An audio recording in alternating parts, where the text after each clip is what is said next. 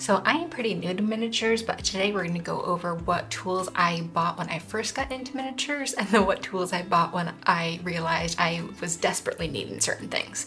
So the first thing I got was this little model making kit. It was only like $8 or $9 on Amazon. It came with an Exacto knife, this file, as well as another file. I don't know where that one went though. This little separator, 2 sets of tweezers, and this wire cutter. This has been the best wire cutter I have found. I got another, that one was terrible, so I highly recommend this one. Out of all these, wire cutter I love, my Exacto knife I love. It also came with extra blades that I have tucked away. I have not needed to use the file at all, but I'm assuming eventually I will. The separator I've actually used to help with folding. I don't actually use it for separating, I use it more to make a line for folding. The tweezers, could not recommend enough. So we're gonna set this aside. I also got this pair of scissors. This one is nice if you're cutting out like bigger things, but pretty quickly after getting these, I had to get a smaller set of scissors because cutting out miniatures means cutting out very tiny pieces of paper, and you are going to need a smaller set of scissors for those. Then I got some clothespins pretty soon afterwards, just trying to keep things in place as you glue them or keep things in place as you're cutting them out. Highly recommend clothespins. I got them for maybe $2 or $3 and it was like a 50 pack. This is just a smaller bag of them. Then toothpicks. Absolutely, toothpicks are so necessary. Just for any sort of precision work, especially like precision gluing, I go through so many toothpicks. This is probably my top 5 tool you're gonna need. I also bought some pliers pretty quickly afterwards. I don't use them all the time, but having them when I need them, definitely nice. Super simple, just a pencil, just easy marking. Everyone's gonna have this in their house, but you will need it when you're making miniatures. I also bought a bone folder.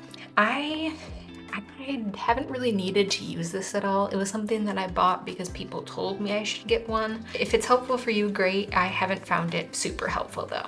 Also, I got a 6-pack of these little paint trays at Dollar Tree for like $1.25. This has just been so nice to help organize like little trinkets or little pieces of paper, beads, like pieces of wire, anything when you're building a miniature.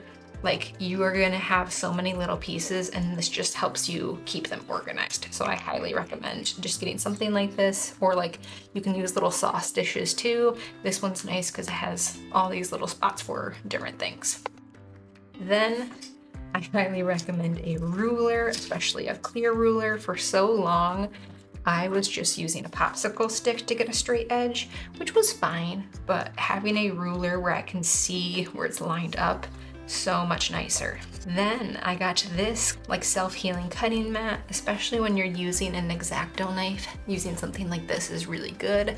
At first I was just using like a piece of cardboard, which worked out pretty well just to protect my table, but a self-healing mat I would definitely recommend getting. I think this one was like $15 at Michael's, but I've seen them for cheaper on Amazon or like Walmart. So some kind of self-healing mat is always a good thing. This one has the ruler marks on the side, which is nice. I haven't had to use them much. A lot of these kits will come in like centimeters, so having an inches one wasn't really helpful for me. The other thing is just a silicone mat. You're gonna do a lot of gluing, painting, whatever, and just having this to kind of roll up and cover up my self-healing mat was really nice. As you can see, I have quite a few glue marks on there because I didn't always remember. Next, we have all of my glues. So when I first got into miniatures, when I got my first kit, I bought Mod Podge. This was not the glue that I would recommend anyone getting. Pretty soon after getting this, I got my first Tacky Glue. Tacky Glue's been pretty good. It can do 90% of what you're wanting it to do. I also got this clear gel glue right around the same time. I love this one, especially when I'm making stuff that needs to have clear glue, obviously. But this takes a lot longer to dry. I like the stickiness of it, like how sturdy it keeps things, but it does take a while to dry. So I recommend both. This guy though, This is if you're doing any sort of wallpaper or flooring, anything where you don't want wrinkles, you're gonna get wrinkles with the Tacky Glue. So this is gonna be great.